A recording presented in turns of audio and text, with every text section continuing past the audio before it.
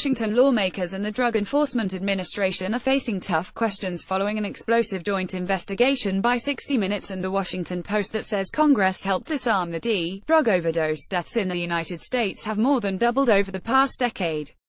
The CDC says 188,000 people have died from opioid overdoses from 1999 to 2015. Joe Ranazzisi used to run the death diversion control.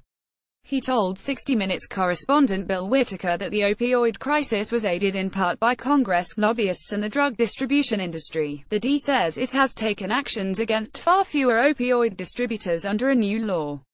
A Justice Department memo shows 65 doctors, pharmacies and drug companies received suspension orders in 2011. Only 6 of them have gotten them this year. The D has issued no suspension orders against our distributor for nearly 2 years. It says in a statement it will continue to use all the tools at our disposal to combat this epidemic. During the past 7 years, we have removed approximately 900 registrations annually, preventing reckless doctors and rogue businesses from making an already troubling problem worse, the D said in a written statement. Increasingly, our investigators initiated more than 10,000 cases and averaged more than 2,000 arrests per year. CBS News Paula Red reports the Justice Department, which oversees the D, does not dispute any of the 60 Minutes reporting.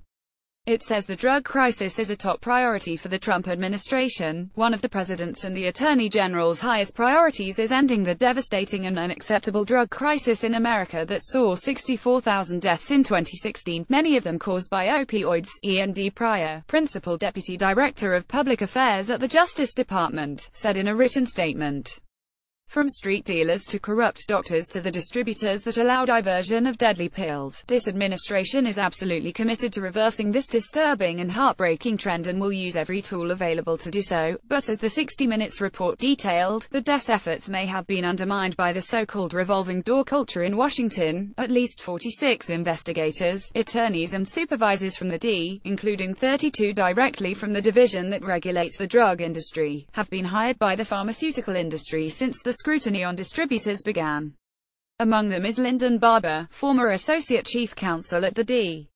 He's now a Senior Vice President at Cardinal Health, one of the nation's top drug distributors. Mike Gill, Chief of Staff for the former Acting D Administrator, was hired by one of the country's largest healthcare law firms, and most recently, Jason Hadges, a Senior D Attorney overseeing enforcement, joined the pharmaceutical division of a high-powered D.C. law firm. CBS News reached out to former Acting D Administrator Chuck Rosenberg, who oversaw the agency from May 2015 until earlier this month when he stepped down.